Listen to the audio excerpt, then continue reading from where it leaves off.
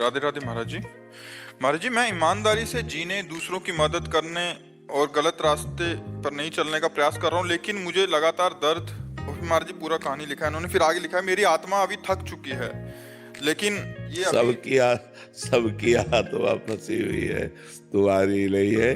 कोई बिरला ही जीवन मुक्त होता है, नहीं सब माया में फंसा हुआ है। और ये जो हमें आज है कि हम बहुत अच्छे आचरण से चलते हैं और हम कोई अधर्म आचरण नहीं करते, फिर भी हमको दुख मिलता है, ये हमारे पूर्व कर्मों का फल है, भोगना पड़ता है। इसीलिए संभाल के कर्म करना चाहिए। कर्म बिना भोगाए नष्ट नहीं होता। या तो भगवत प्राप्ति हो जाए तो सब नष्ट हो जाए, नहीं तो फिर अवश्य में बड़े बड़े संतों को भोगना पड़ता है। जो बिल्कुल पाप नहीं करते हैं, बहुत सही ढंग से चलते हैं, उनको भी भोगना पड़ता है। किसका प्रश्न है? हाँ, तो ये बात समझ लो। तो इससे अच्छाई ना छोड़ो, जो अच्छे आचरण कर रहे हो वो यथावत करते रहो, दूसरों की भलाई करते रहो। तुम्हें जो कष्ट मिले उसे तुम सह जाओ, तो तुम्हारा नया व्यापार, नई खेती बहुत बढ़िया है।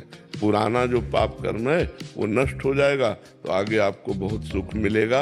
अगर अगला जन्म भी हुआ तो बहुत अच्छे कुल में, बहुत अच्छी सुख साम्राज्य में, और बुद्धि भी शुद्ध रहेगी।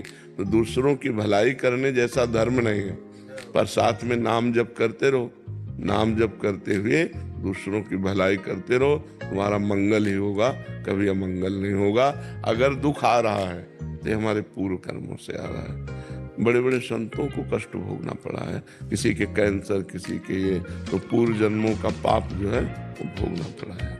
महाराज जी, अगर पूर्व में गलत काम हो गए हैं तो अब राधा नाम का सहारा ले लिया है, तो इसी जन्म में श्री जी मिल जाएंगे महाराज जी? हाँ, इस जन्म में मिल जाएंगे, लेकिन पूरी ब्रक पक्की लगनी चाहिए। अब लो नसानी, अब ना आज तक किया, अब नहीं करेंगे। ऐसे हमारे इतिहास में बहुत से महापुरुषों के चरित्रों में लिखा है, जो पहले वैश्यागामी थे, पहले हिंसक चोर डाकू थे, लेकिन जिस दिन से बदले, फिर अब लो निशानी, अब ना नशा। अगर हमसे पाप हो गए हैं और हम नाम जप कर रहे हैं, इससे सारे पाप नष्ट हो जाएंगे तब, जब अब नया पाप नहीं करोगे तब।